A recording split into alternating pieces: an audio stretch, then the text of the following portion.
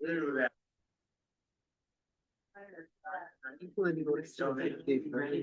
have to. Yeah, we'll talk about it, yeah. We are. Explain where I am, okay. Well, here's the point.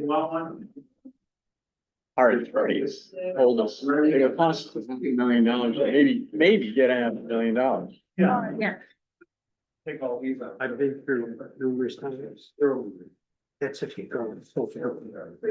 Right up. It's the same people as we did, We did. We Oh, went yeah. through all and we got a. Okay, so. We're not. But listen, no folks, because I did Drop this off. that go through the process then.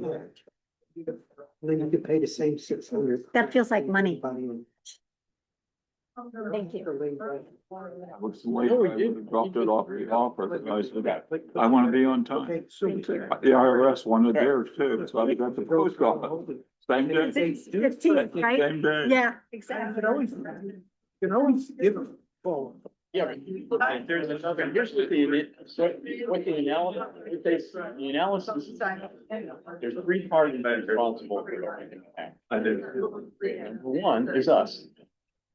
Number two, contractors. Biggie is the engineer who set it up. The big target is the engineer. And these guys actually construct things. Yeah. So. You have a challenge? It just, in my two attorneys here, they got a consultant, there's all of this stuff, and they say, we're looking at a couple of years, not gonna budge. They've already got all the information together on their side, and they'll take the case, but it's gonna cost you $500,000. Very little. Huh? Yeah, but who's gonna deal with it? You want. I mean, if we got volunteers here that wanna spend 2 years of their lives in. more than that. Guaranteed more than that. I don't know, we've been through everything, honestly.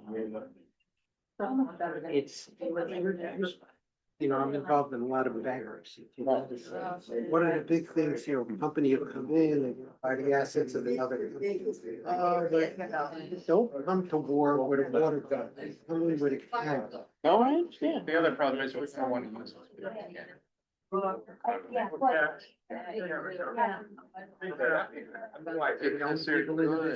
No, because they're actually good. We were as responsible as. We go after them. Who we going after? Yes. Because I'm not saying it loud. Oh, okay. Please. And that's on the agenda too. Are we gonna say that? It's on the agenda. Well, it's on the agenda for. That's on the agenda. Yes. We're hiring a forensic examiner. Fact is. This thing is. This is your, no, this is mine, this is your, this is. That's mine. So I'm just checking. Thank you. We need to get Sarah to sit in. Can we get that folding chair down there? Didn't want to. Who's gonna want Zoom? Well, I was gonna watch you. Oh, okay. Should I? Just sit down for a minute. Is there, I don't have time to. Liz, that's okay, I'll watch. That's We're out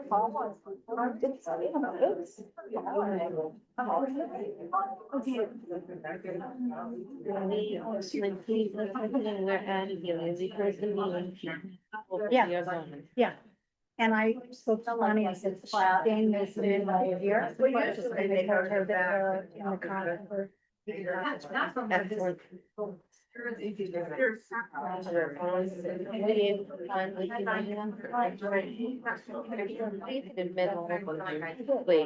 You get off the flavor, Scott. Lydia wants to report. It's fine. Got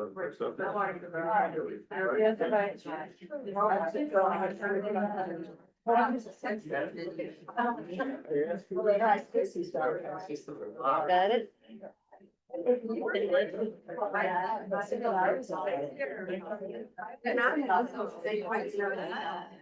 I'm so tired. I see people killing me. Seriously. I think most of that was me the last 2 weeks. At least you made me laugh while I was dying. Yeah, here, want to share? But I would have printed it out for you. Okay. Oh, it's just sold it off.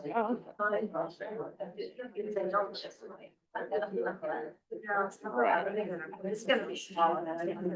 Oh, yeah, patent on sold it off. I'm rolling all over the place.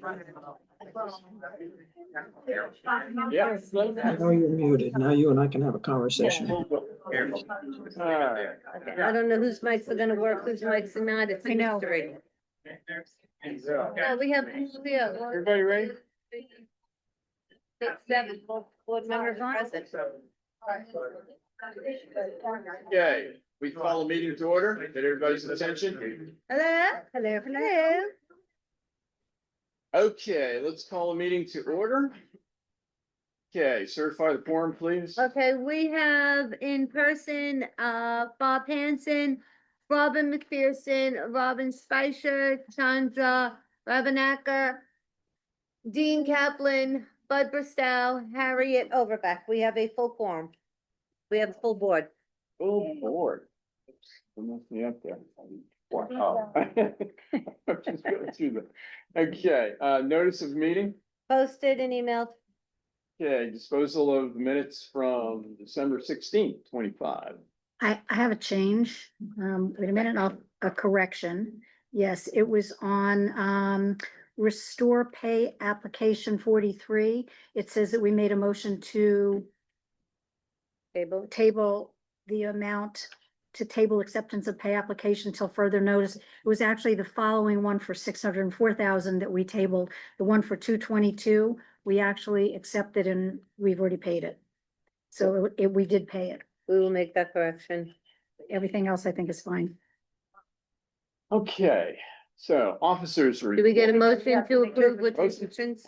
We have a motion to approve. So moved. Okay, all in favor? Aye. Aye, okay. Officers report. So let me go through a few notes here. First of all, this room has been cleaned out. We had a committee in here, led by Elaine Coccarello, and Darlene Natoli has really done a lot of work here. And cleaned out all the stuff that was in the closets, the stuff that'd been in there for years. They went through it. Some was donated. Margot took care of that with the charity that she's involved with. Other things that were deemed to be savable have been moved down to Dino's old office. They've been wrapped and labeled and everything else. So it's been cleaned out. And just these people did a great job. Margot was involved, as I say, Robin Spicer, Chandra, and it's Marjorie Koenigsberg at one point. So thanks very much for all the help, folks. It was a lot of work. And if anybody walked in here and they saw all the stuff spread out, there was a lot of stuff here. So, But I'd like to add something. yes. Some of that stuff that was carried downstairs is being reserved for what we're calling a bazaar sale. Because, I mean, literally, there were probably 1,000 glasses and all these party supplies.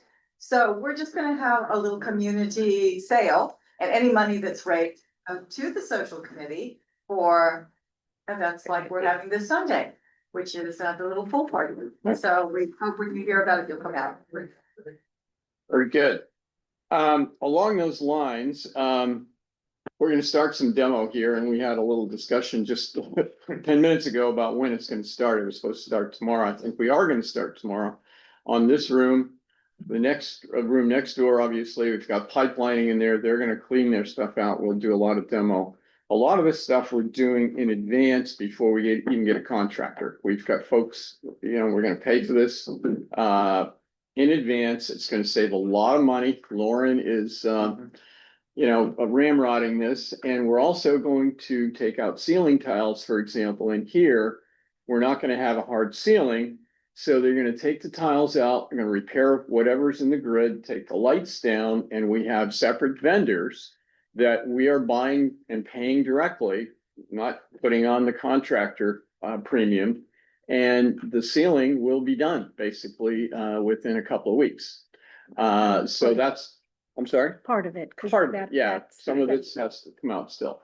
So we're gonna do a lot of this stuff in advance again to save some money off the budget, and anything we can do in advance, it's a great advantage to us, cost saving. One of the other things that's gonna go on is the lobby furniture has to be moved because we have pipes there, we have some valves, I know it's been discussed, valves gotta be moved and this and that. We've got a contract on that, that's gonna be done. The ceiling has to come down though to do that, since we're gonna replace that with a hard ceiling. The other thing is we have these large condenser pipes, and the condenser pipes run our air conditioning. They carry the water through the building. These are the horizontals, and they can't be lined. So we have to go out and replace them, and that's a big deal. Again, we have a vendor, and we've been kind of going back and forth and fighting with the vendor because all of the water in the air conditioning is shut down for at least that period of time. So they're gonna the way they're gonna do it is they're gonna do maybe 2 stacks at a time, but the water will be shut down in the building and there will be no air conditioning in the building. So that's why we're gonna do it this time of year, but this is all in preparation for getting the master plan done. I think each stack, each, yeah, Water, each- water in the individual air units conditioning. will still be. The water in your units is good, but Right. it's just affecting your air conditioning, just the AC. and it's not everybody's all at one time. Right, it's not everybody at one time, and hopefully, we've got it, so it'd be cold days, hopefully. We don't hope for in Florida, but we're hoping for them. And so there will be inconveniences as we go along. The other thing is, when you take the ceiling down, you're gonna lose access to your mailroom for tomorrow. They're gonna start doing it in the morning. And for that period of time, you're gonna lose access. And if you wanna get to the mail, you're gonna have to go to the outside door in the stairwell and come through that way to go to your mail. Hopefully by mid-afternoon, by the time the mail people get here, everything will be out of there and it'll be back to normal. That said, we've got a lot of things to think about. So anything that takes place in those rooms, and even though it's a mess out there, you're gonna have to think about taking it someplace else, because from here on out, we start moving things around and we have workers out there putting things up. You can't do any activities, can't do your canasta, can't do the playing cards and things like that in the evening. It's just gonna be a mess and it's not gonna be safe. So we'll work out some other way to get to the mailroom if you have to go around things, but I just want to let everybody know that we're gonna have to sacrifice some stuff. Activities, you just move them someplace else. Third thing I'd like to say is access to the pool through the lobby is gonna be limited.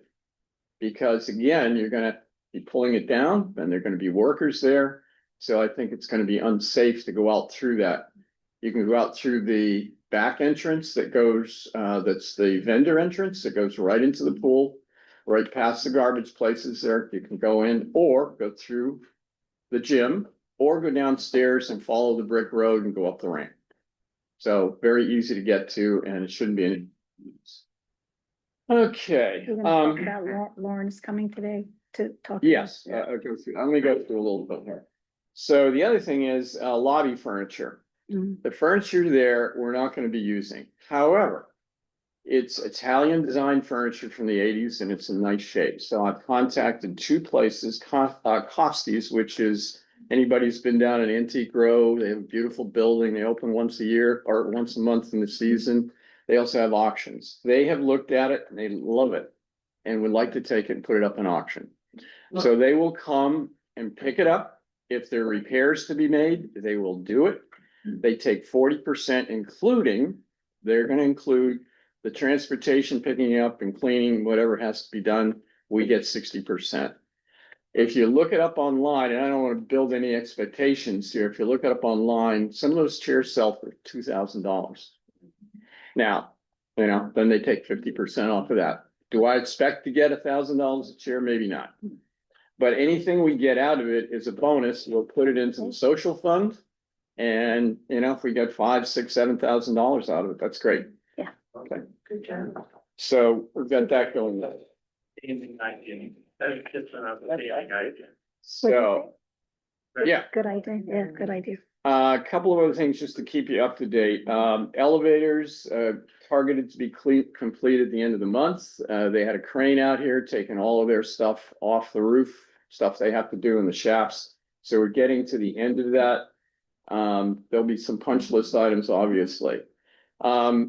Had a meeting this week, Tamara did with the FedEx people to talk about what we're gonna do in the future about packages, because everybody, you see the packages lined up at the front desk. And so in the future, what we're trying to do is get it all delivered through those through the back entrance. In that hallway, we'll probably put, and we haven't gotten the estimate yet. We're gonna try to put FedEx package boxes. Amazon, I'm sorry.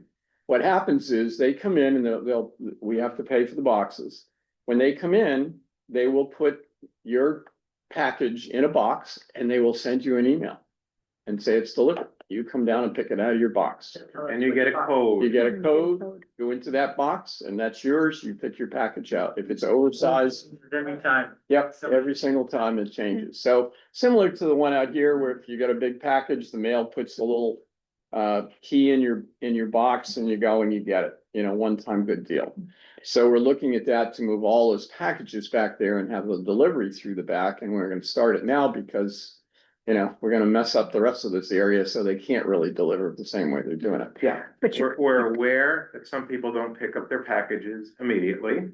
Some people are away for weeks at a time. We can get in there if we know you're gonna be away and put it in the cage. Right.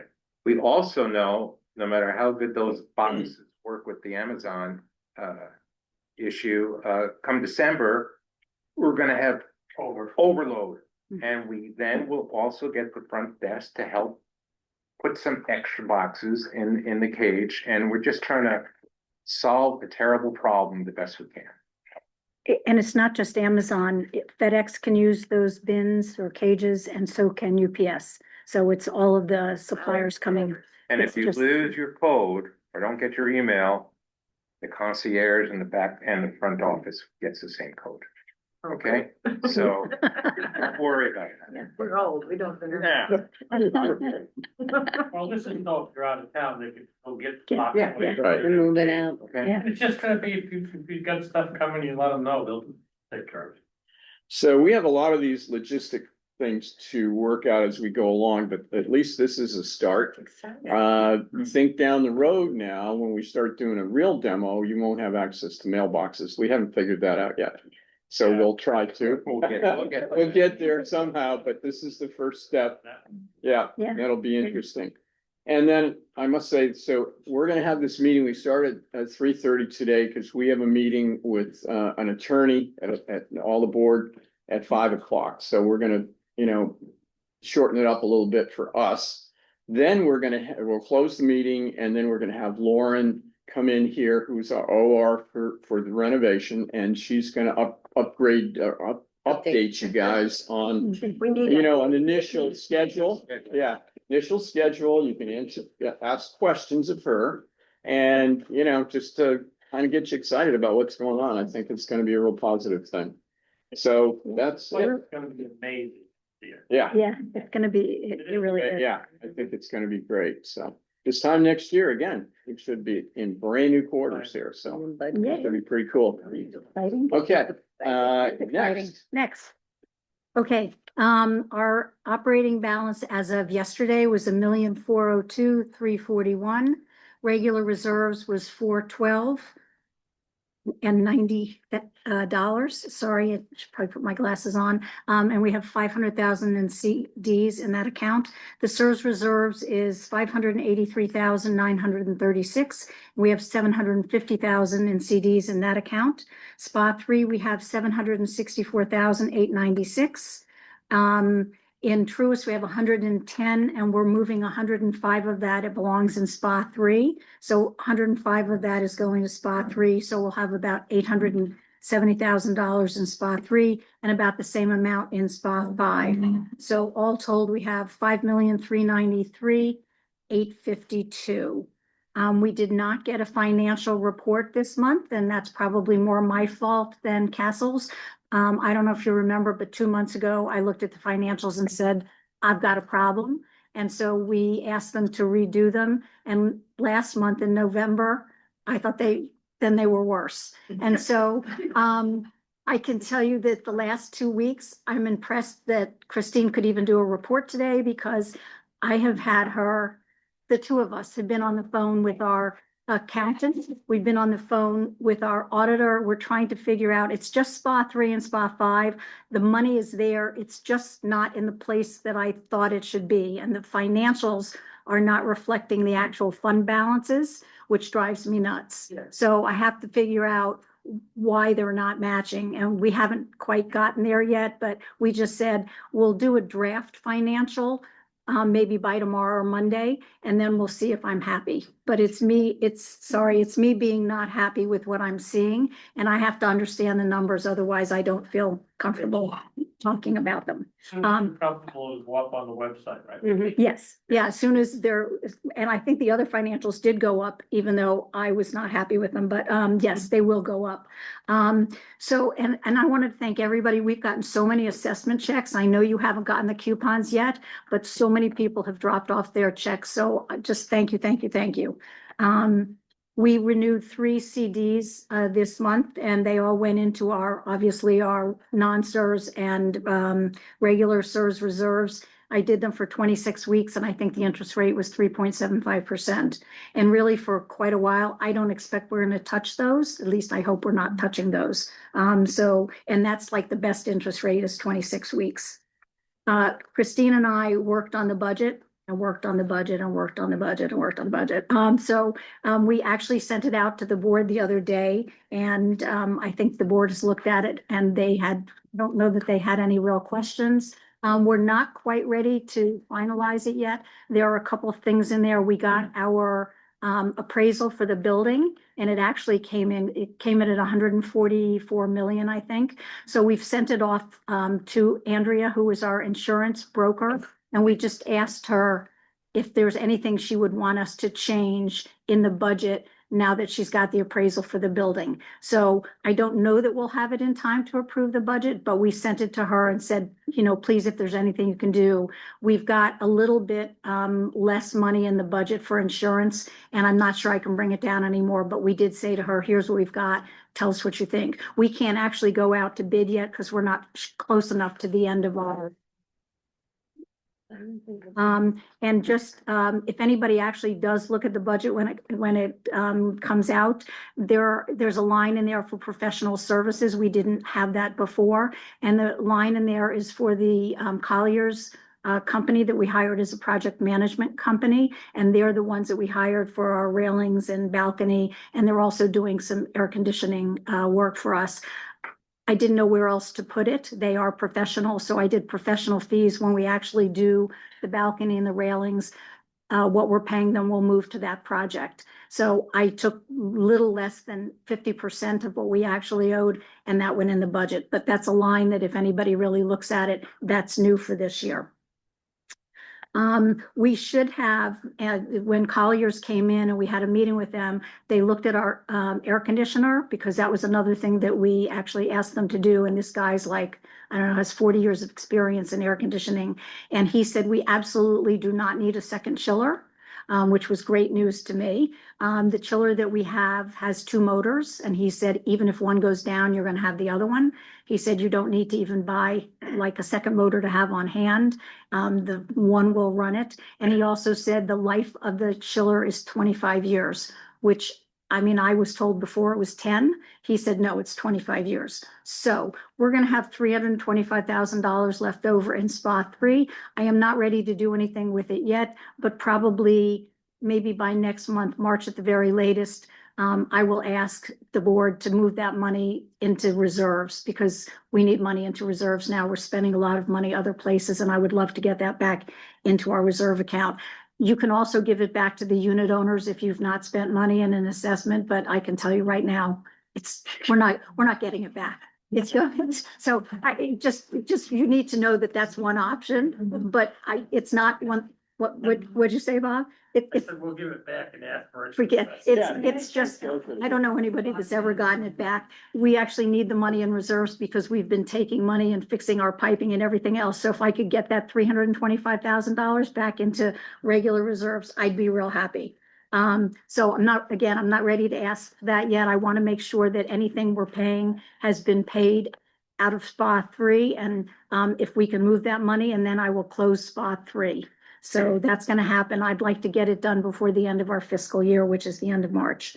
I don't have a new construction report because nothing has changed until after this meeting. But at the end of this meeting, if we approve the payment for the pool, we will be completely finished with the pool. We'll owe $328,000 to Schindler for the last elevator. And then that's from SPA, and then non-SPA in reserve. We owe $71,000 to pipelining for the last project. And then we're at the end of our big projects. So I will be a happy camper. Then we start the new one. And then we start, but what I can tell you from the accounting part, it's really hard when you have multiple projects and multiple SPAs. For me, let's just say it's a challenge. So the next SPA 8 is all construction in this renovation. That's going to be a piece of cake. So anyway, that's my report. Questions? So, yes. So let me just say, between these two ladies, you guys are so lucky to have them on the board. I mean, last week and this week, we've had meetings, and they're attending all the meetings, and then they're going in and looking at the financials and spending hours and hours in that. And I can tell you, I mean, there's so many meetings, it's to the point where I'm gonna say, I gotta take a day or two off here. I didn't come to Florida to have another job.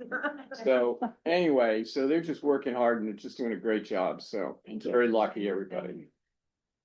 Okay, next. Okay, for the manager's report, because we do not have the financials, I'm not gonna give you the breakdown of where we are and as compared to our budget because I don't have the comparisons. However, I do want to say that we hired a new admin. Her name is Sarah Sadell. Yay. She Love comes to to us with many years of experience in HOA and condos. So the only training we really have to do with her is teaching her our programs, but she's very experienced, working out really well. We're really happy with her. It's only, I think, day 2 or day 3. We are still looking for maintenance. We're looking for a maintenance supervisor as well as another maintenance tech to join our team. We are currently doing interviews. We're being very selective as to who we're going to take on as our supervisor. We want our supervisor to be a worker, someone that is going to be looking out for Lake Point Tower, and it's going to be a good fit for our team. So we have a couple of interviews lined up for next week, one tomorrow. So hopefully within the next week or so, we'll have a new maintenance supervisor to join the team. As Harriet said, with the insurance appraisal that was sent over to your insurance agent, she has already reached back to me, and we are trying to set up a meeting for next week for her to meet with a couple of board members, go over things, explain the appraisal, and give us an idea as to where we're going to land for our next year's premiums. Via contract updates, elevated, they did take down all of their equipment. They flew it off of the roof with the crane. They broke down the crane today, so that went painlessly. There were no problems, no issues. They are expecting, if everything goes right, to be able to hand the 3rd elevator over to us at the end of the month. So we will have all 3 elevators. They also will be gone and out, and that's another project done and over with. As far as your BMS, the electrician was here On the 12th, they are running some more wires. We're waiting for the interface to come in. That should also be done by, I'm hoping the end of this month. I'm not gonna hold my breath on that because anything can happen, but we're almost at the end with that. So once that's run and completed, we'll be able to monitor all of your equipment from our phones, from our tablets, from our desktops. So we will know that a problem is happening And the, before it affects you. Yeah, the air conditioning, lights, all of, everything, everything of everything. They can do it Sunday night from home. Yep, and we do. Fix The lanai roofs have been cleaned, the pipelining is almost done, the pergolas, we got a new actuator put in that was replaced under warranty. So now that the pergola should be able to work and operate without any problems. If there are any problems, let us know. New pump downstairs in the maintenance area. And the boiler line was repaired. That was done by Deb On Air. They came in, they took care of it. So on our next cold snap on Saturday, you'll be able to get heat. And your next meeting is February 19th, unless we do the budget meeting first. And that is it. We're gonna do the budget meeting We first. mentioned the. I said, unless we do the budget meeting first. Liners that we have. Oh, we have liner. What they're wondering. To help you all with having to clean the grills when you're done using them. We bought, these liners, these aluminum liners. You could pick them up at the front desk when you make your reservation for the grills. Go down to the front desk. We have tools there. We have these liners. You put it on, you heat it. When you're done, you take it off, you throw it away. You don't have to clean the grills. Okay, and we put instructions, yeah. That's gonna happen all the time, so we have to stay on top of it constantly. That's why the cooking is done because of the elements we're in. And we put instructions on how to light the grill. I don't know if anybody, well, if everybody realizes, some people do. We shut the gas off, well, you should shut the gas off when you're done using the grill. You have to turn it on, the gas, and then turn the gas on the grill. Don't laugh, people have come and they couldn't turn it on. I'm like, well, did you turn on the gas? And they did not, so you have to turn the gas. Timer on that. Yeah. Right, yeah. Yeah, so turn it on the gas first, then turn the gas on the grill, open the thing, turn your gas on, click the button. I just would like to say compliments to all of you. It is so nice I've lived here as an owner for 11 years. To come to a meeting and say, here, this project's done, this project's done, this is done, we're near the end. This is going to be absolutely gorgeous. What a treat as a resident. So thank you for all of your hard work. Thank you. There's gonna be more, but we are trying to close out a lot of things. Yeah. But it's nice to hear the words done. Done. Yeah. Well, and let me say, Check money. On our end too, trust me. but let me say this, that, you know, we're all in the same boat here. So we want our house in order too. So that's, I think, where everybody's working hard here to do that. And it's nice to see it come along. So, yeah, so it benefits everybody. I hope Okay. a lot of people go to the social event on the 18th. Yeah. The social, this is the first one that they've got to throw out there by the pool. Unfortunately, I'm gonna be out of town, but it will be a lot of fun, I'm sure. Yes, on Sunday. Okay, Okay, who's next? Let me go. We're gonna go through the budget now. Wait, what? POA? POA, POA stuff. Seacoast Utilities gonna be presenting their plans for the Spring Lake Shore Drive project at next Tuesday's POA meeting.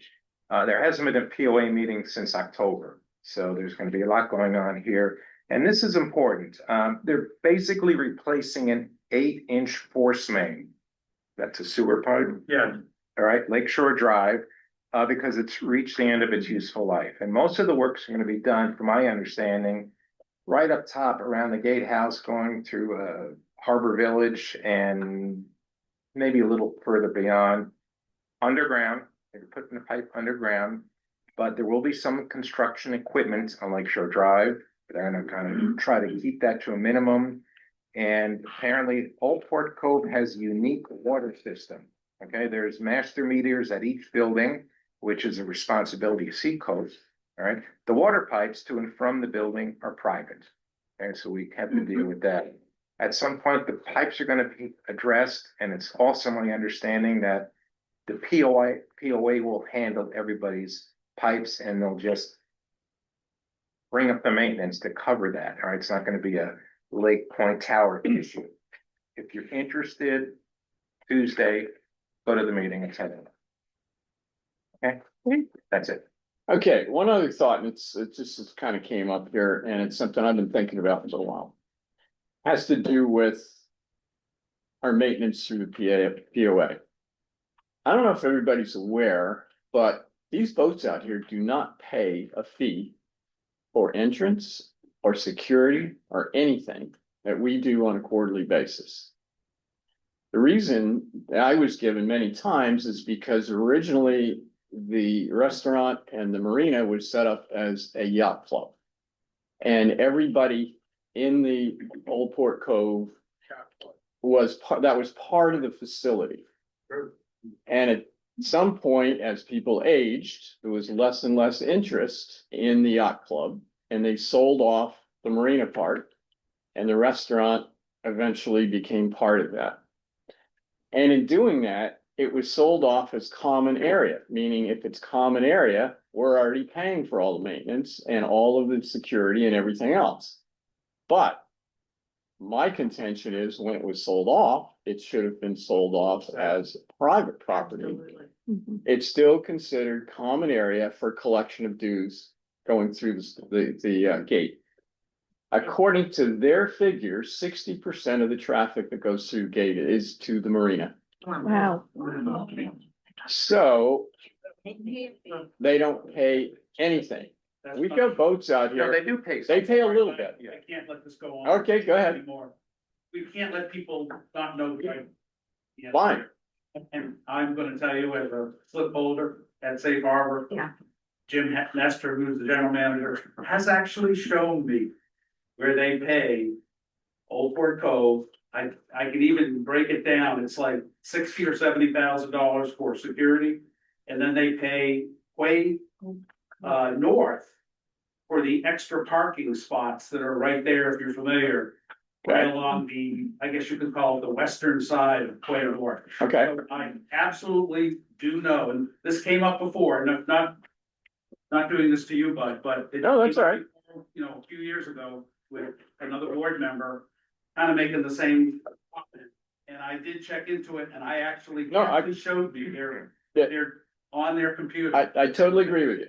However, what do we pay? Okay, well, no, I'm not getting into, are they paying the right amount? That's another discussion. Okay. Yeah. And for whatever reason that they're paying the 60 or 70 or to rent those parking places. But the point is, we're paying what, 125 or 150 a month, I think, for the security. They don't. And if I've got a $30 million boat out there, They what's do that? pay for the security. The question is, They pay enough. Okay. are they paying? Portion. I'm sorry about, Yeah. yes. Okay. That's, yeah. I understand. I'm sorry about the way I'm presenting it, but the point is, they're not paying their fair share as you throw it around here. They're not paying their fair share. So I would like to see them pay more. And sometime around, when we get around to this, maybe put out a petition from us and maybe talk to some of the other people and see if we have support. Go back to them and say, look, we'd like you to pay your fair share. And I also think we ought to do a better job of providing security to the front gate and to all of our residents here. Things have changed a lot. And I've been to other places where they have professional security, and went out to Frenchman Street the other day, Frenchman's Reserve, and they've got people in uniform, very polite, but they mean business and they patrol the properties. And I just don't think we have that level that we're paying, that we should be getting for what we're paying. So it's just something to come up, and something to think about. Enough said. Okay. All right, do we want to go through the agenda now? The rest of the agenda? Pay $355,000. $335,000 is how much. This building. Everybody's Right. $463 a month. Right, A quarter. Quarter. So, but you bring this point up, yes. so you go to the POA, I mean, what's the next step? You made- Well, it's a good question. So the objection before from the MMI people and a couple of people that put this in place is, oh, it's the way it's been done and we sign contracts and, so you're gonna get attorneys and pay all this kind of money. we don't wanna get attorneys and pay all this money. I would like to say, we got a petition, here's all the people that live here, and we appreciate looking at your boats. We don't get to ride on them, and you got a little sign there that says we can't go on your docks, but we would like you to pay your share to increase this, the pool of money, so we can diminish ours a little bit and get better security. Why don't I we mean- get all of the other condo? And now, they can say The POA be the point person to deal with first. they haven't been able, they have not. They been haven't, they willing hide to- behind the. They hide behind it. And they say in their bylaws, this, what they pay is voluntary, Yeah. what they're saying. What? I'm not in favor at all in going rogue ourselves, if that's. No, No, but no. there is a, wait, there, Right. Right. Yeah. Absolutely, there is, right. And once a month, here at Lake Point Tower, that's a slip over, it's not gonna impact us. Yeah. It's terrible. once a month, Yeah. Bud and I It's no attend a big deal. meeting at the Cove I know, that's why. with the we gotta get presidents through this. of all the other associations. And we usually just go through what affects us that might affect them. This is a type of situation where we could bring it up, and if they all agree or most agree, have a collective petition. That might be one way to start. Right. Because we're supposed to sit with them the next week or two. I have a question. So you're saying the POA is not including the amounts that is. No. No, that's No, not- no, we know exactly, like Jeff said, they pay for renting some parking and they pay $60,000 or $70,000. Like, compared to our quarterly of 300 and some thousand. About yearly. Right, that's annual? 335,000. Okay. Yeah, that's still a lot of money.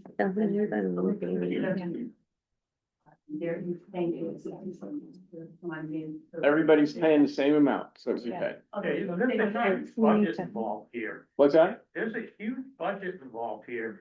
And I agree, you go to other places and they got uniformed people that know their Right. business and it's very, Yeah. Yeah, We're not getting. We need to go, we have a lot. to cover okay, with we gotta right move here, so- along. All right, so I got off subject here, so we'll hold that. That's just something to happen to think about as we're going along. Okay, Next. all right, the next thing we have is the discussion and consideration for approval for pay applications. The first one we have is for pipelining, that is pay application 5 for the sanitary main line in the amount of $106,158.70. I make a motion to pay pipeline, I'm sorry, my thing, $106,000. 158.70. 158, right? Okay, I'll second. All in favor? Aye. And just so anybody knows, that's everything that we did in the lobby, the big job we did in the lobby. And after this, we owe 70,000. That's the project we owe 70,000 for after today. And then we're done. And we're done. And we're done. Which is a huge accomplishment. So Done. they've been here 3 years. Yeah. Yeah. They're family now. Family. I asked them for the timesheets at the end of the week. And they're highly recommended. They're good. Yeah. Okay, the next item we have is for pipelining as again. well, pay application number 4 for the additional storm water line, is that really 2,900 and something? Yeah, it is, because then there's the other one, it has a 4,000 balance, And and that's the then- next pay app. We have pay application 5 for the same thing, which is $4,386.50. So we'll do those together, And those two finish that contract also, then we have. and zero then left, that's done. Right. Okay, motion to approve? I think we, Make a motion for approve. Second. second, Who was that made the motion? Robin. Thank you. Okay, all in favor? Aye. Seconded. You can just put me. Harriet. Okay, the that's next the- thing we have, but this was tabled from the meeting of December 16th. This is for the restore pay application number 44 for the retainage of the pool for $604,696.13.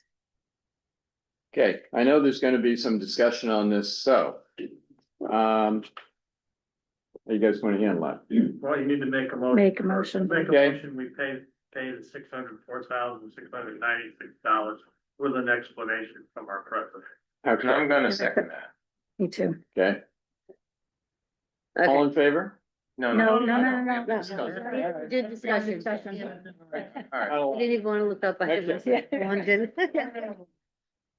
All All right, so, I've mentioned in the past that we have retained attorneys over this last year or so. They got involved with, trying to force some things along, which may or may not have been effective or necessary, actually. We then, so we have two parties that are involved here that we have paid a lot of money to. One is the contractor and one is the engineer. And the contractor end, so we went out to these attorneys who are not real estate, but construction attorneys. They specialize in this and they know what we've been going through. So we asked them to look at everything, all of the records. Christine went back, pulled all of the change orders, all of the records, contracts and everything. They then required us to send that to a specialist that reviewed everything, who reported back to those attorneys. And then last week we had a meeting with the attorneys and the specialists. And their recommendation was that we not go forward with a lawsuit. Basically because it's been so long and there've been so many people from boards involved, etc. But mainly because there are three parties to this. One is us, another one is the engineer, and the other would be the contractor. Contractors restore, Right, engineer is and- M2E. So we're just talking about the restore retainage. And the contractor is the only group that we had retainage on, not on the engineers. And as you probably remember, the engineers were hired first as an OR to put us in a position where we could get the pool done. And then they hired themselves as the engineer of record. And that sort of set us off on a tangent here where we didn't have a lot of control over who was paying what, etc. The bottom line is, they said if we go after the contractor, which we could, it would cost a lot of money and we would have very little chance of recouping the cost of going after them. And also that it's probably about a $500,000 piece that we would go after, even though we have higher retainage. They came up with the number of 500 and said we probably spend that. And so we would be in a position of spending a lot of time going through a lot of records, through, subpoenaing everybody's emails that's ever been on the board or ever spoke to these people. I mean, they didn't paint a very good picture. So in that regard, just with a contractor, we as a board independently have said, we're not going to go after the contractor. So that's where we are. And that's why we have said between ourselves, we'll pay the retainage. Second part of that is the biggest amount of money that we've spent with anybody, which is $1.5 million for the engineers. As you will recall, when the design was made, which was independent of any contractors or anyone else, it was initial design. They went out and got a design and said, hey, let's build this. We gave those people a budget of $2.5 million. Then when it came around to voting on it, it was said, okay, we can, just to be safe, $3.5 million. So that's kind of where we all started. The engineers have made $1.5 million, and they're the ones that set the program up. So they're the biggest target. 750,000. We're over 20%, which is crazy. Right. So the numbers are working against the engineer and they're kind of working for the contractor. So we have decided not to go after the contractor. The other little portion of this, I should have mentioned. We're gonna go get a forensic accountant. Yep. Well, it's on the agenda. Okay, Okay, we and have go some over a questions. lot of the Wait a M2E invoices Wait, We and. need to, What? go ahead. No, we have on Zoom questions being asked that I think we should address them and not ignore the people on Zoom. So go ahead, but just Okay, finish. we're gonna go through the forensic accounting And then we are also talking about going down a different path to recoup some of the money we lost without going into detail at this point. But listening to our lawyers saying, don't go down that rabbit hole, there's another rabbit hole you can go down to, which may have a better shot. We're thinking seriously of doing that. And again, I can't say anything more now, but based on that legal advice, we're gonna go down a different rabbit hole. I've never, not ever, I haven't been involved with, I'm not a litigious person, I haven't been involved with lawsuits before, but I have never had an attorney tell me, I don't think we ought to do this, if there's money in it for them. So there's got to, you got to be very certain that, Yeah. We're going to be unhappy with the outcome for them to say that. One quick thing. Yeah. That is the right advice. I am not an attorney. There's absolutely no way we had any angle on the store. Yeah. What we do have, we actually should be happy that they didn't walk off the job. I'd like everybody in this building to actually think about it totally differently. And I'll ask Mr. Hanson, maybe he agrees with me, maybe not.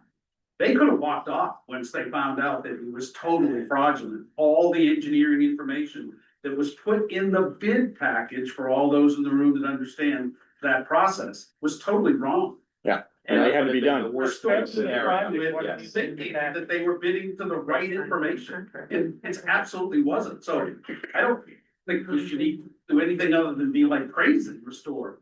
Were they, on the job the last 2 years? Kind of no, but we don't have anything on them at all, but M2E, yes. Yeah. And I just want you to know, Restore probably lost almost $1 million. Yeah. Deal. Sure. There's just no way they could have. I have a quick question. Yeah, Linda. So, we understand that M2E really does fine job. We do. Okay, and we understand that. The information is we can't hear it and do it. How does the forensic? Okay, so so let me explain, forensic accounting. What we were explained by our OR that's overseeing the balconies and stuff, and they're all professional engineers. They deal with engineers all the way from Miami up through Jacksonville. This is Collier. This is Collier. What they said is that there are certain engineering companies that are strictly billing machines. They will bill you and they do it in a certain way. They said, if we can take our records, send them out to a forensic accountant, they will come up, if that's the case, they can come up with trends in the billing and how they bill it and where they bill it and come up with that extra that built this into such a large project. But where is it the push that in fact, the information they were providing was delinquent or inadequate or caused excessive tension? What Jeff is talking, yeah, It's all- change orders and stuff, so we're gonna do that. Right, we're gonna do that, but like Jeff said, we know from the beginning, the plans that were provided, even for the bidding, were incomplete. There was no foundation on the spot, none. The whole time. Yeah. 56 miles. So, There are errors from day one Mhm. that caused a lot of these change orders, and that is not the contractor's responsibility. so I was just gonna make a comment about because it's later on the agenda, but I guess it applies. Yeah. So I got the name of a forensic accountant. I've spoken to him now 3 times. And he does do this work. He was excellent. He asked me a lot of questions about who we were, who the Restore was, M2E, et cetera, et cetera. And then I did go back to him and said, listen, we don't want to spend like another $100,000 having you look at records and things. What if we gave you 25 hours for he said, this person does an excellent job. I said, what if we pay her 25 hours? She does whatever she can do. If she sees absolutely nothing, then we don't move forward. If she finds something, we'll go forward. And he said, that's exactly the way we do it. We will never go all the way to the end. As soon as we can see if there's a trend or something, we'll tell you immediately. And he said, we don't go too far. And so I felt really comfortable with him because I wanted to set a limit for him. And he said, yes, absolutely. And he does have the background. So Okay, now, let me also say that, we haven't not negotiated with the contractor, okay? We had a meeting, last week and we threw out some numbers and said we would like you to, forgive this, and we gave them reasons. And they pushed back with good reasons. And it got down to the point where we just said, we're not gonna, we had said privately, Shut the we're not door gonna on push this one. this, we're gonna shut it, we're gonna go in the next direction. lucky they're not suing us. Just last question. Yeah. No, No, I didn't the hear. reason for Can't hear. it, okay? No. Linda asked if there was a camera on the pool. There's no camera on the pool. The reason we were told not to is that if someone gets in trouble and we are not monitoring that 24/7, we're responsible, liable. Liable. Interesting. We have questions. We don't have Okay. lifeguards. we don't- I'm yeah, gonna go okay. question on Anne Marie, can you hear us? Okay. I don't know what that is. I don't know what it. Okay, I can hear you. On Zoom, okay. Hi, Anne Marie. Hi, everyone. Hi, Christine. So I am new to the building. I just moved in November. I am in the insurance business and I just had a question in my head and I'm thinking about all of this and this could have already been addressed. But initially, when the pool project first started, I'm sure they provided certificates of insurance in order to get the project done, the engineer and restore. My question is now that all of this went by the wayside, were there claims put into initially their insurance companies? Because they should have professional liability without having you to engage and pay money for attorneys right now. Was there initial claims put through their insurance companies for any of this? There is an issue. not errors and omissions, no. Not yet. Not yet. Okay, because that is an avenue that we could travel and see and let them fight it out and do some costing. You gotta have the documentation, and that's an avenue that I believe the contractor is going to go after the engineer Well, with. the engineer should have provided certificates for professional liability on the onset of the project. Do you know if that took place, that we have that information? Yeah, We could file a everything, claim? yes, we have all of that, and everybody's fully insured, the engineers and the contractor. But when you're talking about something like this, the engineer, we've been told, is fully insured. The contractor looked into it, and that's another avenue we're looking at. So there's a bigger target there with the engineer, and that's up in the air and a much easier case. Let's vote. Yep. So I'm not clear here. Are we putting claims through their insurance companies? No, No. And the No. reason why is, What are you gonna claim? What are you gonna claim? We don't know what to. We don't you have, put a claim through their liability insurance, yeah, but especially the you engineer. have to have a legal claim against them, and we don't have a You legal know. claim. So we have to go to court, get the claim. We don't have a claim. Yeah. What's Yeah. the 600 and some odd thousand I don't understand. I thought that this project took a lot longer than anticipated and It did. there but- was an issue with the but the- engineer. Yeah, but in the middle, you got COVID and there were laws that were changed, even though there were penalties and all that. So you're mixing, we're not in a straight line from here to there. Right. Things happen in the middle. and change orders, everything change else. orders. 3.5 years worth of Yeah. change orders. So it's not a clear case. That's And- part of the problem. And just so everyone knows, whether we were told to or not, we signed off on change orders, and every change order has a delay. And so we went through and looked at the delays.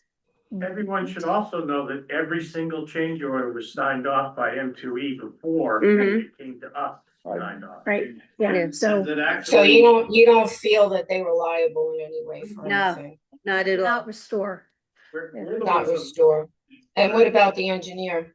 Somebody else is talking, Anne Marie. they were either, one, needed because of the engineering malfeasance that Right. we just talked about, meaning M2E in the early, process of putting together the big bag. We want to change. Or we just wanted, like filling in the hole, the atrium hole. Yeah, we're responsible for Yeah, some we're- of that. delay. yeah. Some of that- Either way, most classes, one of those two have. Right. Right. Thanks. Thank You know what? Anne Marie, you may have missed Okay. that we're hiring a forensic accountant, so that would be the M2E piece. Okay, Okay. thank you.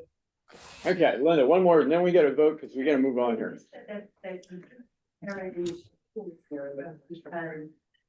You were told or advised that the cameras had to be monitored 24/7.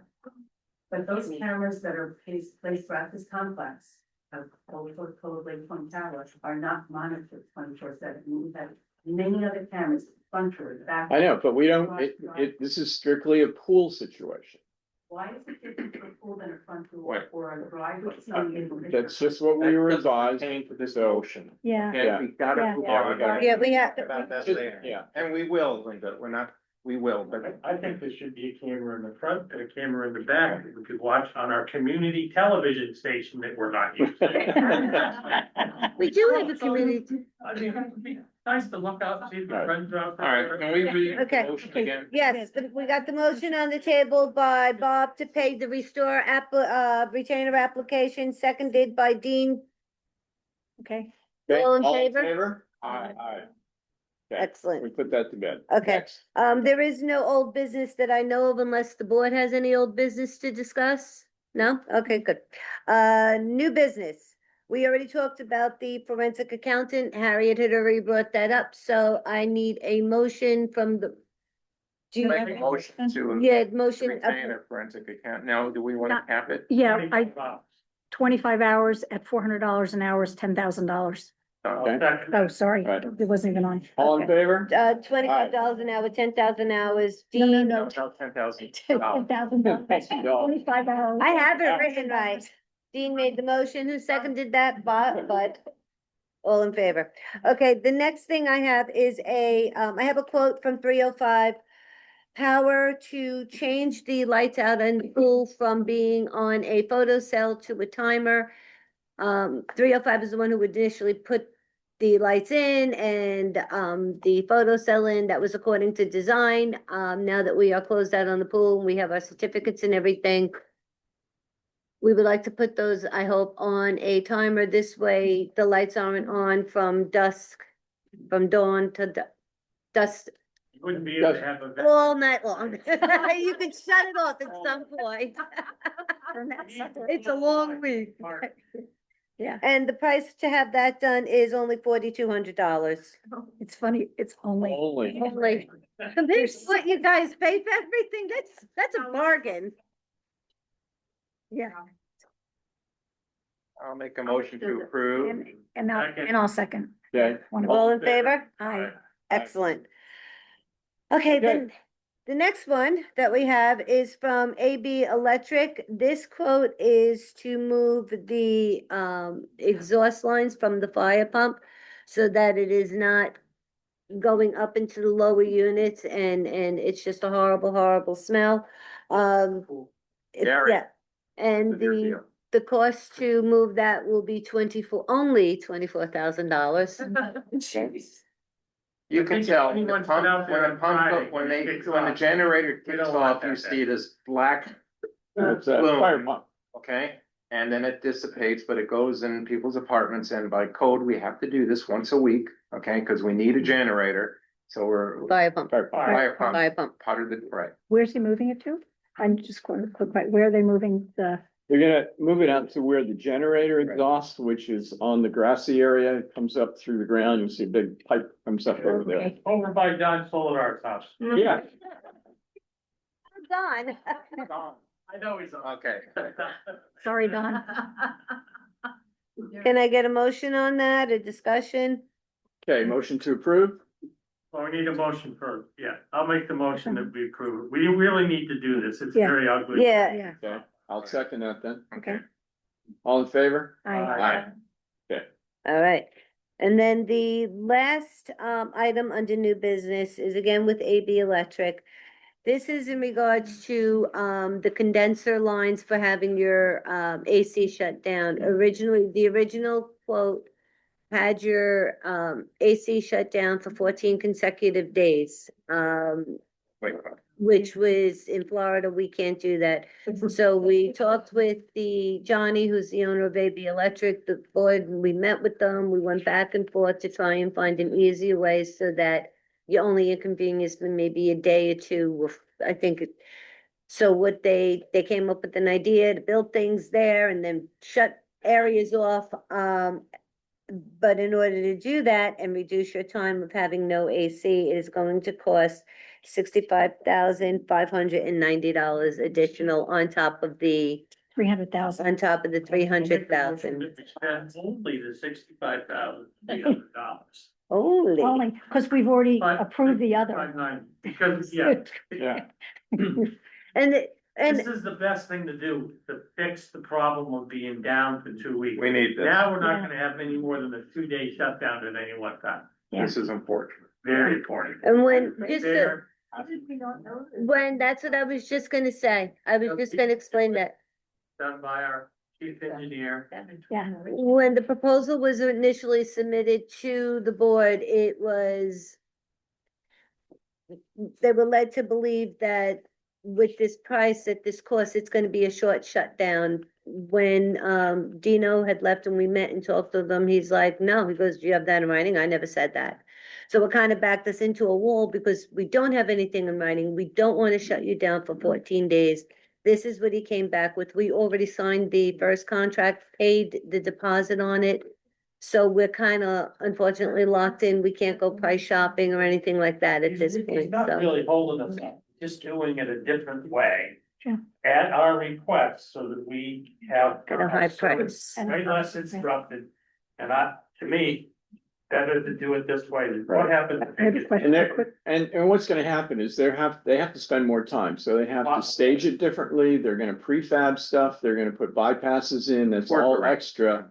So it's extra work, it's actually, you know, a lot more work to do that, then they have to tear them down, et There's a lot cetera. more valves involved, So- so have those valves for later for more isolation. What month are they going to do? I'm sorry, What month are they going to? January. trying to get the schedule now, it could start within a couple of weeks. Yeah, when it's cold. Yeah, When it's cold. yeah. All right, we also Yeah. have Collier look at their give or what they wanted, see if it made sense to them. They said, Yeah, cost wise, okay. we're good. Yeah, Okay. I just had one quick question. So when they do this, we'll have it, so I was under the impression that after they do it and we have separate valves, that if we ever want to repair anything, now it's all isolated. You can isolate. So, Don't have to which take the makes tank sense. down. So now it's not, No valve on that. yeah, okay, so that made sense. Okay, all right, so we got a motion from Bob And a second. and a second from who? Okay, all in favor? That was Okay, good. good. Right. Okay, any other new business to be discussed? Christine, do you want to just make a quick comment on what you were telling me the other day about how well the new procedures for the moratorium are working and people are submitting? Oh. Yeah, when the Roots Committee, we changed the moratorium days and we allowed for 2 Mondays out of the month for people to be able to do light work that doesn't really make noise, except for maybe hanging a shelf, fixing your cabinets or whatever. I was talking with Robin about that, and I just want to say that the program that is in place has been working very well. People have been filling out their forms, coming in, telling us what it is that they want to do. If we feel it's going to be noisy, we've been telling people no, they have to wait. And I gotta say, everyone's been understanding, okay, no problem, I'll wait, but, you know, I want to thank everybody for following the procedures, filling out your forms and letting us know, because we have not had any issues yet. Knocking on wood, so Yeah. thank you, everyone. Can I put in something? Just to remind anybody, if you are gonna have work and an outside contractor is coming in to do that work, make sure you get a certificate of insurance for us or hook us up with your contractor so that we can get that certificate. Yep. Thank you. Okay. Anything else? Yeah, Darla, you just came in, you Darla? missed praise. Yeah. For all the work you and the committee people did, cleaning out the closets and everything else, and we thank you. Yep, thanks very much. And we wanted you to hear this in person. Yeah. It was the line. Yeah, that's it.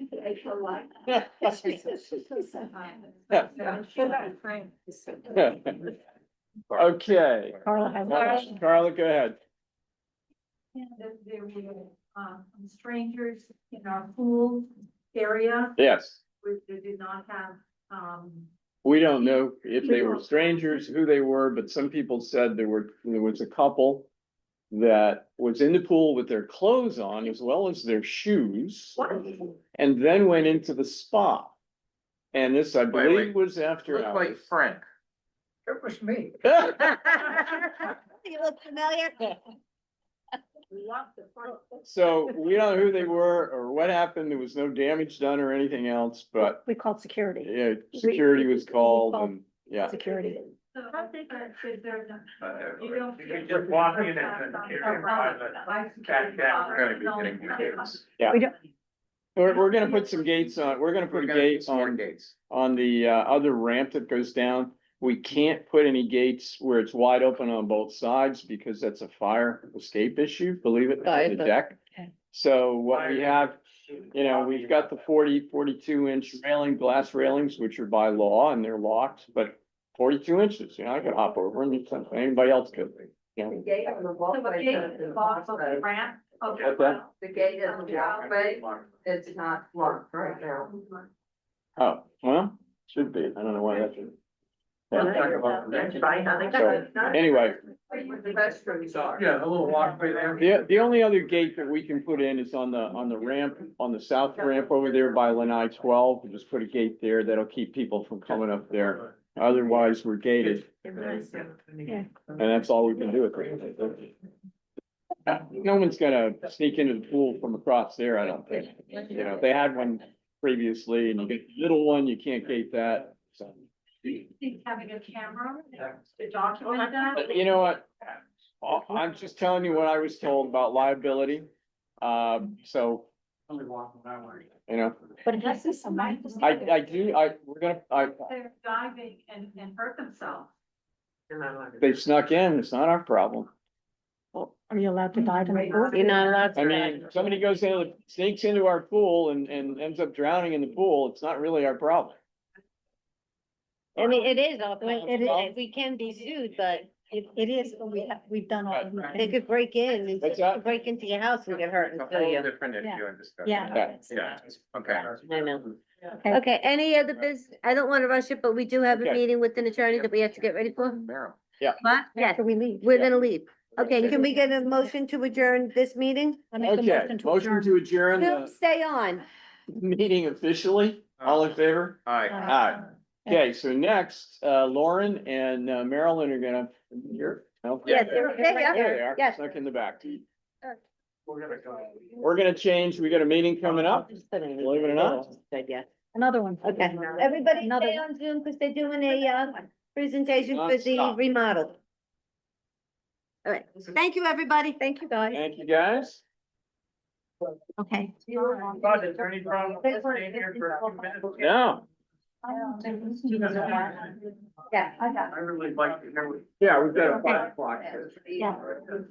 You need them, I'm gonna get On the the other side, we'll go to the other side. Watch your head, guys, I'm already. Oh, yeah, especially. especially you, Lauren. Good job.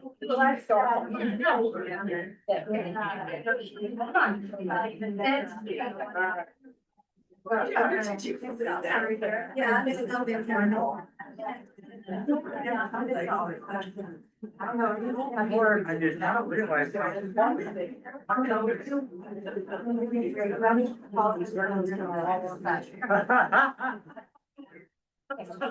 Why is the right thing up, Lauren? I only gotta work. Yeah, you have the right thing of it. Can you make it any bigger? No, okay.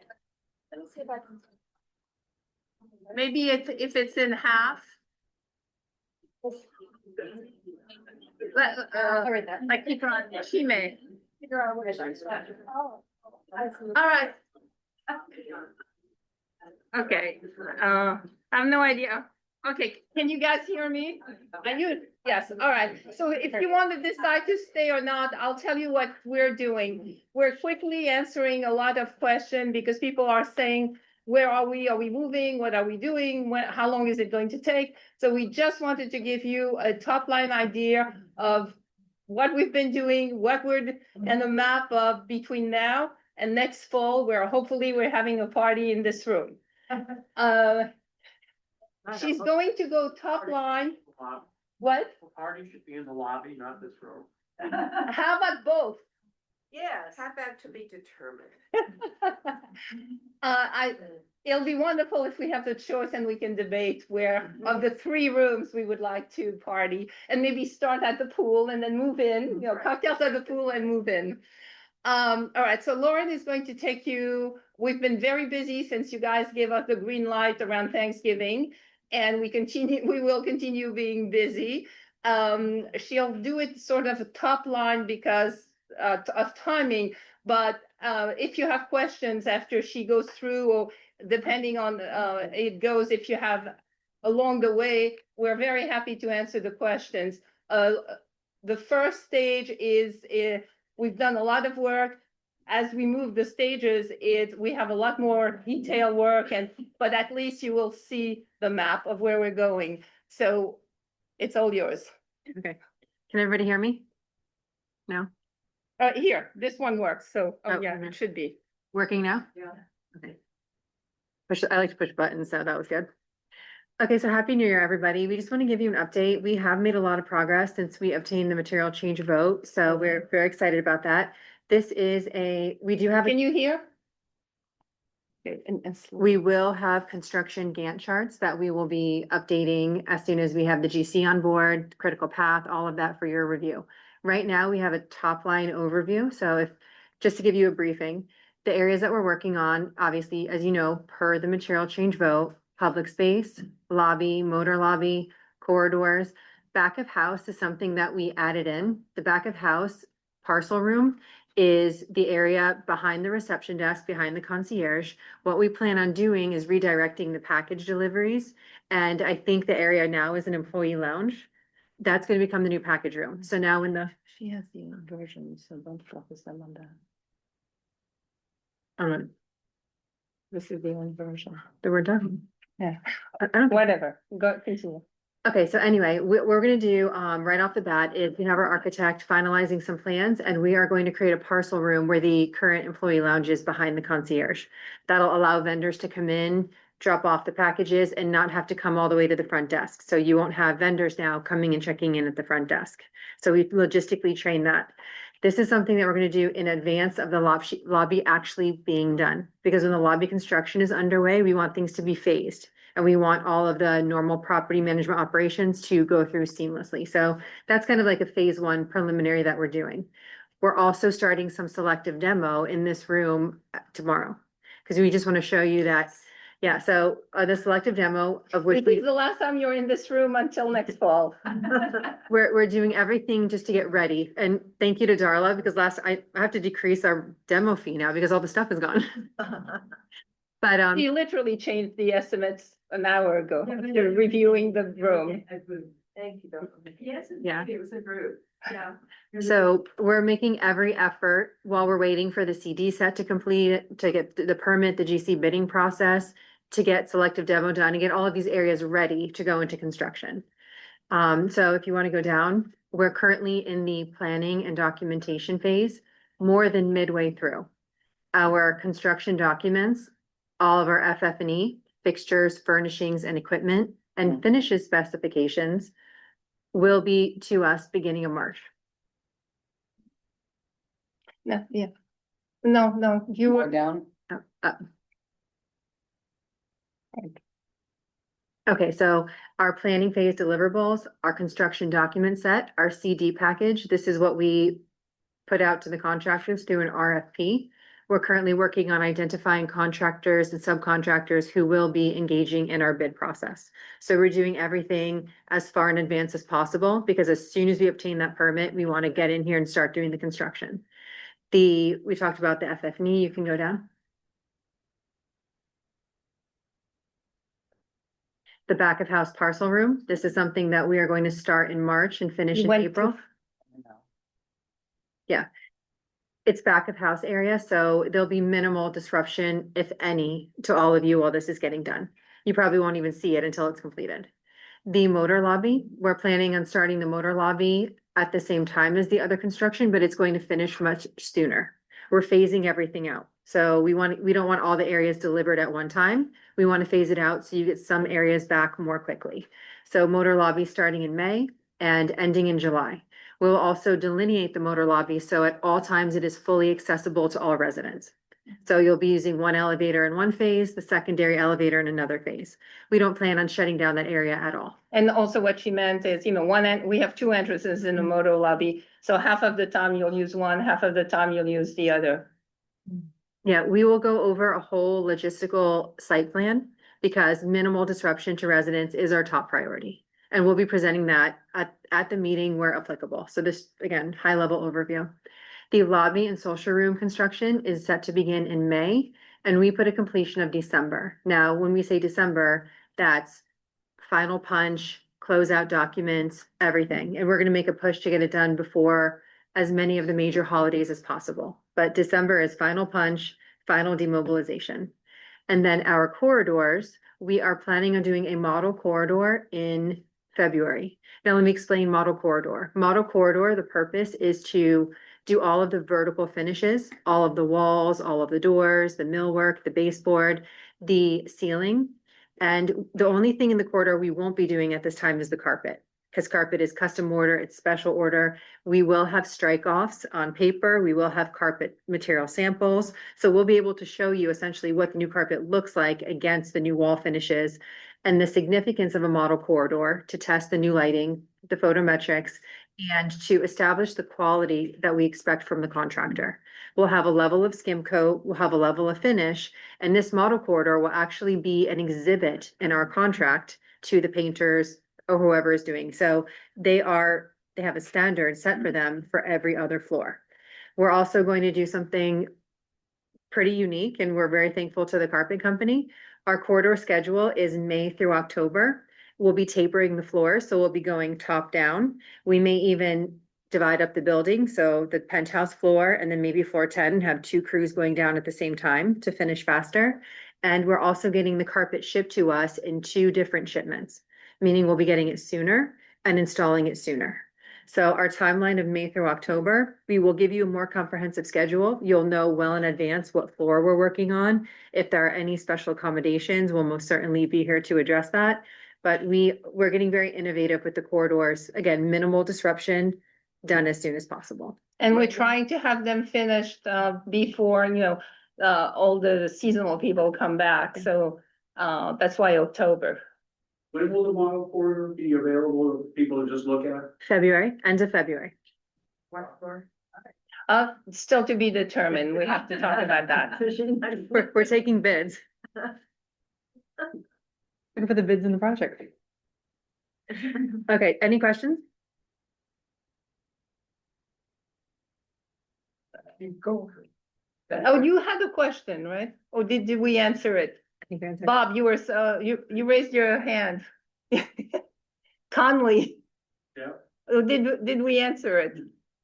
What? You raised your hand around the corridor. Oh, when is it going to be available? Yeah. Hoping it would be before May when people start leaving. Yeah, no, before. And basically, we all aiming to have all finishes, meaning, tile floor samples and furniture selected by May, because some people are not going to be around. So we want everything selected, and then it's just in the process of being ordered, manufactured, shipped, and installed.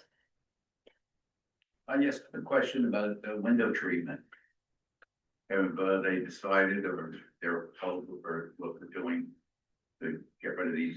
Well, you can answer that question. You're on the design committee. I haven't seen any information regarding. Well, because we haven't focused on that. In the rendering. So it hasn't been done. Well, Okay. so Just wanna know.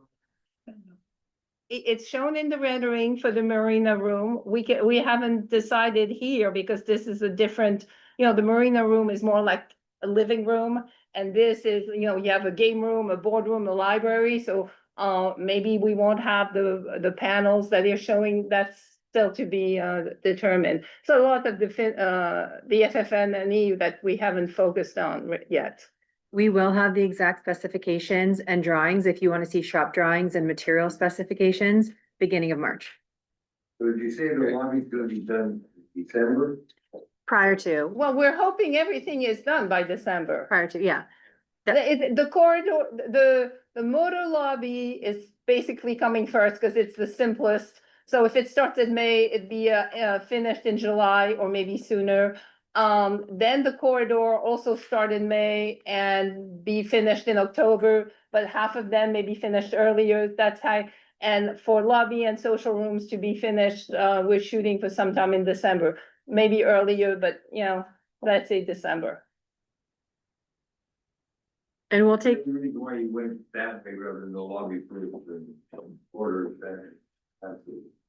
Well, it's separate. The lobby, everything is starting in May.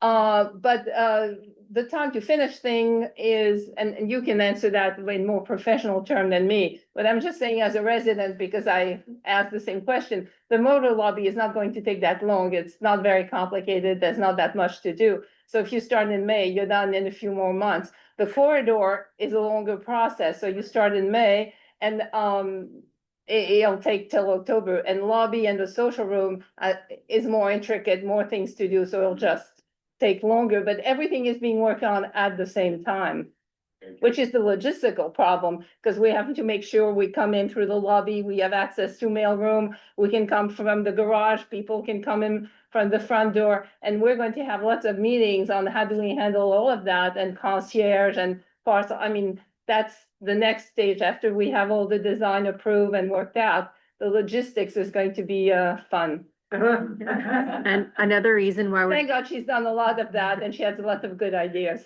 And we're dividing up this project to give you the maximum cost savings. So generally condominiums will get one GC to do all of the master plan construction. But in this case, it doesn't benefit you because there are a lot of things like finishes, paint, lighting, that's like for like, carpet, that does not need a permit. So to save money on permit fees, additional GC overhead, we're gonna have different crews. So you'll have a crew working in the corridor, a crew working in the lobby, a crew working in the marina room, and vice versa. So we'll have multiple contractors on site, all conscientious of each other for maximum schedule efficiency and cost savings. Logistics again. Are you gonna convert this to a Yes. chart that we can all? Yes. Say one thing, start and say. Yes. We have one now, it's like 400 lines. It wouldn't, And it wouldn't fit if on the you screen. think this is small, it was like that when I got it, so it has to be, it's probably something that is more to be sent than seen per se on the screen. I mean, we can send it to you ahead of time or have you distributed at a meeting, and then she can take you through it again through the screen, but you'll need your own copy. It's that small. Okay. Like magnifying glass, yeah. We could always print it larger. Yes, large print is good. Yeah. Yes, go ahead. I just have to say thank you unbelievably to you, Marilyn, the hours you have put into this, none of us will ever understand. Marilyn, because of all what you've done, we are so excited about her presentation because we know it's gonna get done. We just had this confidence. And thanks to her too, because she's really good. No, but you are so, I've worked with many boards and you're very lucky. So hopefully, same time next year, we're all saying the same thing and we're all very happy. We will be. Thank you. All right. Good. We're happy with the pool. Let's be happy with the next phase, right? Absolutely. Oh, and the last thing actually on the pool, guys, because I was out of the room when, I don't know if Harriet touched when it was committee reports. We're watching the pool. We're watching how people are using the furniture. When the furniture was ordered, Cindy did. We had decided to go sort of middle of the road in terms of quantity because we didn't know, the old pool, if you had 5 people on the deck at one time, it was like, oh my God, we have a crowd today. And this is being used a lot more. And I'm also watching how people are using it.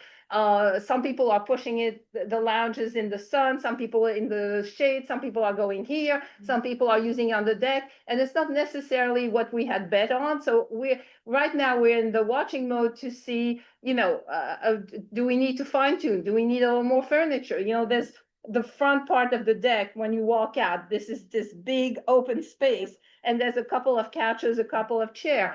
So in the meantime, we're going to move them around a little bit, put a few pots so it looks nicer, but we're still watching on how do we want to live there and what do we want? So my guess is by sometime through the season, we'll have a better idea and then decide, do we need something more, another couch? Do we not? Do we want here? Do we want 2 umbrellas, 1 umbrella? So it's a work in progress, and anybody who has comments is good to have, because it's like, how do we want to use our new space? I haven't seen any umbrellas. What happened with the umbrella? There are 3 umbrellas. There's 1 umbrella that is planned to be put out. It's not an easy one because we found out that the bases need 5 people to move them. So you have to pick and choose, so we're going to put, frankly, and they did not want to use our maintenance people to do that, because if they get hurt, they're out on disability for a long time. So they're going to hire some, 5 guys to come and move it. It's where you see the couch, the love seat, and the chair is probably where we're going to put the first umbrella. And then we're going to be playing around with the second seating. It's being put in the way, because when it was first conceived, it was going to be in this configuration, but in a different orientation, because we were going to have a waterfall. So, things have changed. But also looking back at what the initial architect did, when there was the green lawn, the artificial green lawn and other things, he had sort of divided the space almost like you would do in a living room. It was like a vestibule as you walked out towards the Half Moon Terrace, and the greenery separated the spaces. Now we have visually you see all beige tile, but maybe we need to partition a little bit to give you a feel of more coziness. So if you're sitting on that couch and those chairs, you're not like in the middle of this huge expanse. Maybe we put a few pots and plants, big ones. I've been talking with Carla to delineate the spaces, and it gives you more like this area of sitting and this area of sitting. And so a group can sit here and another group somewhere else, and there's sort of privacy, and it just looks a bit better. We're just playing with a lot of ideas, but we're mostly watching how you want to use this, how you living, I'm watching how you pushing the chairs versus the way we put them, how is it being used?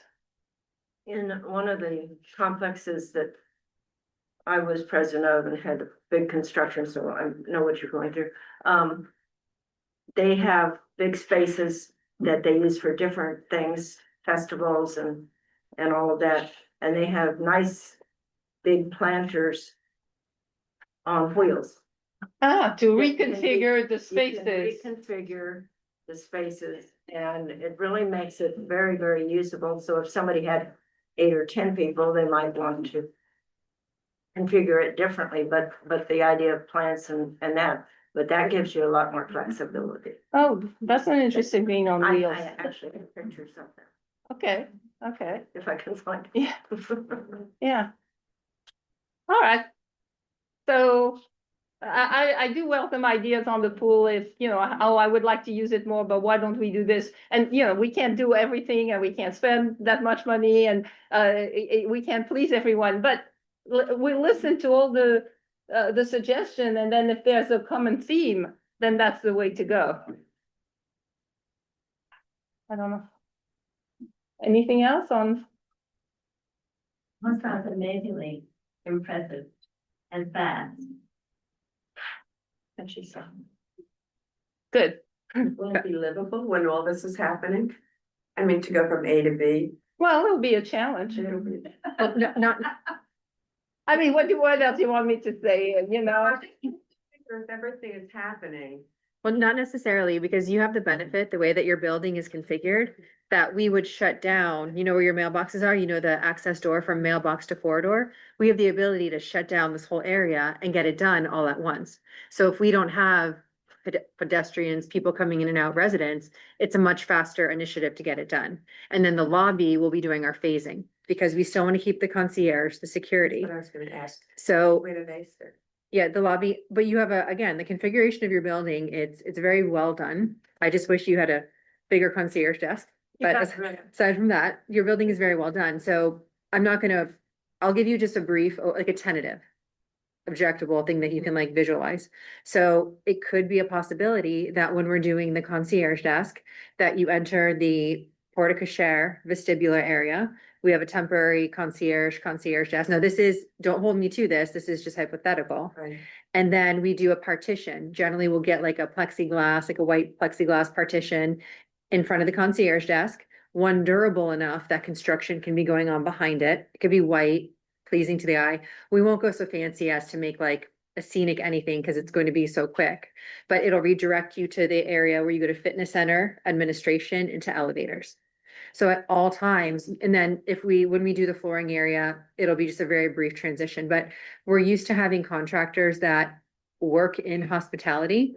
So there are also options, and the board has not approved this. I haven't even asked them yet. Don't hold me to this. But a lot of times when we have areas like in front of the elevator vestibular and the lobby, we'll bring contractors in at like 11 o'clock at night to do something like that. Don't hold me to this, but we do everything we can to minimize that disruption. So they're working 11 to 2, the area's done, the residents wake up, and then it's done. Perfect. So there's a lot of tricks of the trade. You have addressed the delivery of packages, but our mail comes every day, and where are we going to put these mailboxes? So the mail area is staying logistically where it is. The mail area is staying where it is. It's just being reconfigured. So I can give you a better answer once I get the CD set of documents, because what I do is I take the CD set and then I draw the paths of egress. So I can revisit that for you. Let's say mid-March, because I can tell you based on the configuration of what you have now, but it is changing a little bit. So mid-March, I can give you a definitive. You have a layout for the motor lobby as far as furnishing and stuff, because, you know, in the past, the furniture is always in front of the doors. And that's now, basically- which is, you know, with carts and everything, it's really. Well, that's the way IDDI designed it and presented, basically not changing where the furniture is. Part of the reason is people like to sit there to wait for the elevator or to wait for, you know, like you're going out to dinner and I'll meet you in the motor lobby deal. So that's why if you start putting it to the left or to the right, you also run into all the shopping carts. So that's actually worse. But what you have to do is to keep the couches that we had before actually were the right size because they were very small. You can't have wide because you don't have then the space to circulate. So you're going to have it's basically that's what they showed, and you've seen, well, Sure. There's a lot of things that was thrown at you, but we're not changing that layout because it's a compromise between this or that. We do have that bigger area. But what Marilyn said. But that's the bigger area, like if you walk out of the elevator to the right. But you know, if I'm coming down and I'm meeting people in my and I'm leaving, you know, you're leaving the same way that I do since you're my neighbor in the garage. You're not going to wait for your friends all the way over there on the other side. People like People coming out there, you know, they have packages or, you know, it's just, sometimes it's kind of a mess. Yeah, and the furniture will be more lower profile, more minimalistic, but lower profile. I haven't seen any plans for the motor lobby. However, did you? You saw it, but you forgot them. It's possible. I don't know what I had for breakfast either. Is it, did the thought process of moving the carts elsewhere, such as into the garage. No, you can't do that. The thought process went through and there's 2 or 3 people, including Stephen G, had recommended that too. There's issues with that. First of all, you don't have the space of taking away parking spots from that.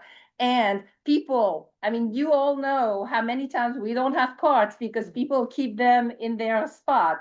So now if you think people are right away going to return them and go out to the garage, wherever we have to put it, I have a bridge to sell you. They're not. I mean, I don't know if you noticed, during the holidays, it was really hard to get a cart. So it's not very aesthetically pleasing. I mean, the designers told us 2 designers said to put it in the garage. But the reality of us living here, I don't think it's realistic. I would differ, but I'll discuss that. You guys are going to go out, return, right away you go up to your apartment, you unload, you're going to come down and right away go back out to the parking lot and put them wherever that space is. If I could say something apropos to the carts and the valets, if you use them, do not leave them in front of the elevator for another resident on your floor to bring down. That has happened quite a bit. And also, don't just throw it in the elevator and expect the next person. Yes, that is totally against the rule, but it has been done. I have seen it several times. You just put it in there? Yeah, they either put it in there, but actually I've mostly seen it left in front of an elevator, in the elevator lobby. It's walked in and I go. Should get put tags, electronic tags onto the carts, so they can be spotted where they're located. And you know the offenders? You know the offender, and a polite phone call can be made by the concierge desk, please return the cart. It's a thought. The carts in their apartment all the time. All the time. Yeah. Need more carts. Well, that's the way to track them. We'll put you in charge. Okay. Maybe if you look. Well, we have the cart committee. A car.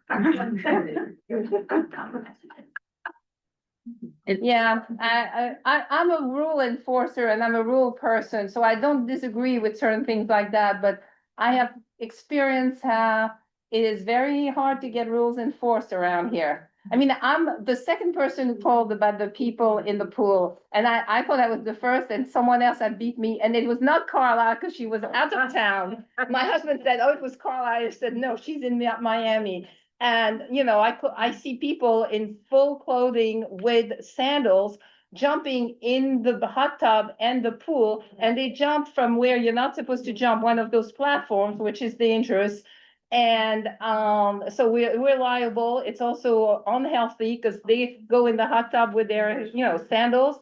And by the time security from the gate came, it was at least half an hour later because I kept checking.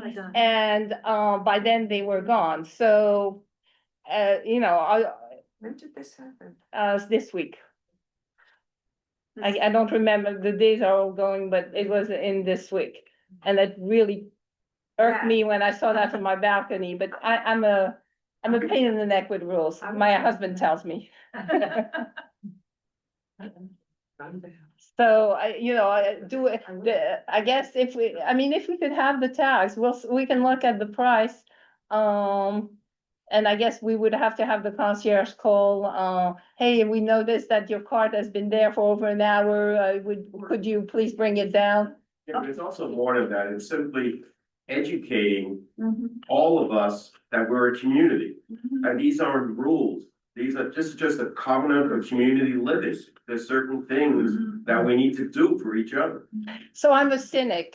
When you say educating the community, I think everybody knows they're supposed to do that. And everybody knows it's selfish to keep it for overnight or days in your apartment. I don't know if I really have to educate them. Maybe new people, because I think that's how people are and you have to deal with it based on that. Maybe educate is the wrong word, peer pressure. Okay, well, peer pressure is by knowing who the offenders are. Well, you get the tax down there. Yeah, but it's just getting people to start feeling that we're one community and any action one takes has an impact on someone else. And that's one of the main areas with the carts, when there's people come in with cars and unload and they don't parts. Right. I was told that there are some condominiums around and it is culture to actually leave the cart. So the next person going down from the floor can take it. That's just kind of something that's sort of done. And so it is something that people bring in with their experience of living elsewhere. So it just. Okay, so that's a valid point. If that's true, then that's where education say, we're not doing this in this building. I Okay, have a suggestion. I've heard. In lieu of air tags, which can get costly. Yeah. What if we were to make some laminated signs and we can attach them with zip ties to the front, like, so as you're pushing the cart, you see it facing you? That, just basically, please be courteous, return the cart to the motor lobby for the use of the next community member. If we tried to do that, and then basically we've said, this is what the expectation is in a polite way, and see if we get more cooperation. But that maybe be a starting point. You could put at the very bottom and you're being watched. and we know who you are, yeah. I know. Watch committee.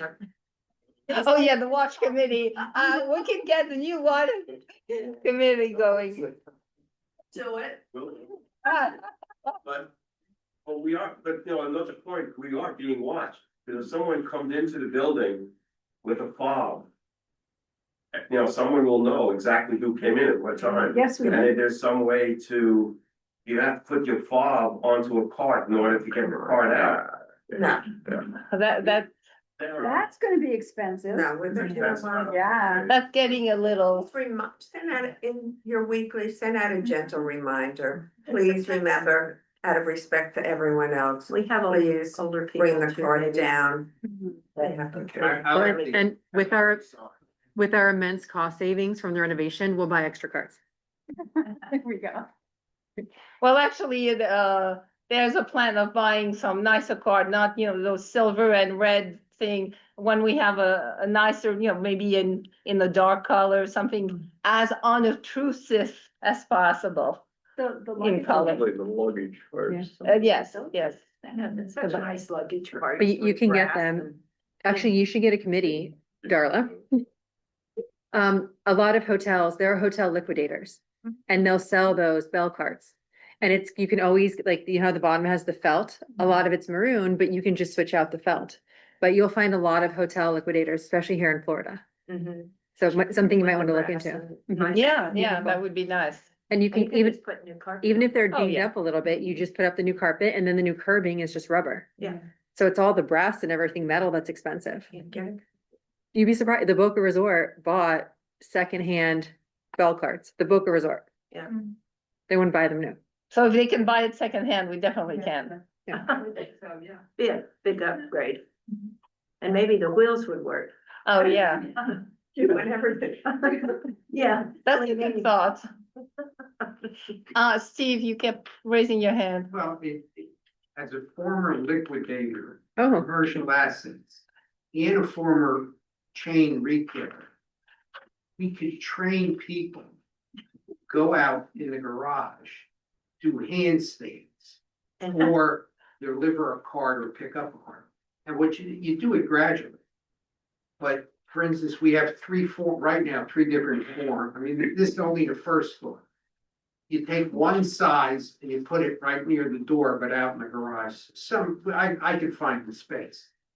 And people, well, if I need that size, I've got, for instance, the flat ones, the bell carts, luggage cart, whatever you want to call it. You put that out there. People, you'll see, well, do they return it sooner? Is it getting left in the inside? Do they return it to where they got it? And you sort of, it's like a training program. you do it in a store with merchandise. People are accustomed to go into particular areas. And you can't just do the whole, you have to do it gradually. And I'll give everybody an example in it. So for instance, no matter what strange city you go to, if you need milk and you go into the supermarket, you don't even have to ask, is it to the right or the left? You know it is gonna be the furthest one from the front door. Well, that's because they want you to walk through the whole supermarket since it's one of the most. Exactly. Right, that's merchandising, You yeah. know that. People in a parking lot, and I'll give you an example. If you go to a not like Trader Joe where they have the ratio for cars and square footage is not correct. But if you go to a large parking lot and you want to get parking, the people park in an inverted pyramid or in a triangle. So they'll walk further from the front door to be in line. In other words, their car is at a further point. And if they simply go to the right or left, there's much more parking and it's closer to the door. Because it's visually, so these are little tricks.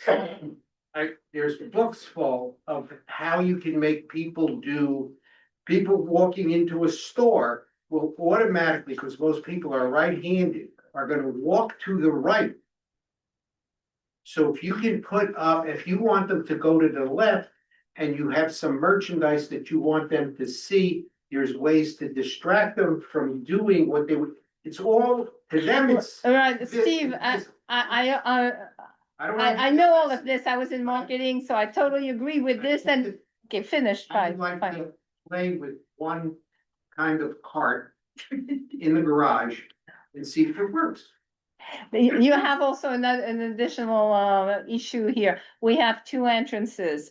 And so you would need one set of small and big cart on one end, somewhere in the garage, if you put it outside of the garage, another one somewhere else. And I don't know if you noticed, but I have noticed, most carts are being returned to the closest where we are. So when you walk out of the elevators, it's to the left, because where you park the other carts, when you go to the right, is a further walk. So most of the time, there's no carts on that side, and they're on this side, because it's much shorter. So, people won't return here, they will return there. You won't have any small here, and I think it's a very big logistical nightmare. Be willing to play with it. Play with it. So you're gonna be the president of the cart committee. You know what? It could be that. Yeah. Anything else, or the one we can all go and have dinner or drink? Thank you, Meryl. You're welcome. Both of you, thank you. I think The lighting. Steve, you got a Yeah, job. tomorrow, 9:30 here. Yeah. I understand you have your lighting guy coming. He's the owner of LBU, and I set you up an account with them already, so everything you buy from them is wholesale. I'd like to meet him. Yes, 9:30, he'll be staying. I do. And talk to him about exterior lighting. I'm gonna use him in here, and then you can take him wherever you want. He's already prepped. I told her about that Okay. after our. Yeah, because what I wanna do, I was fighting with the architect, nice fighting, we work together a lot, but I don't wanna pay retail for these fixtures or buy it through GC. I'd rather switch them out ourselves than have pay $14 a picture. Yeah. So we're gonna just do that really quickly, and then he's yours to, I've been charged with the exterior lighting for the rest of the property, so. he's so great, and I'd like to speak to him and, take a look at what we need to do. he's such a gentleman, South African, he'll get you photometric study, he'll get you whatever you need, he's such a nice guy.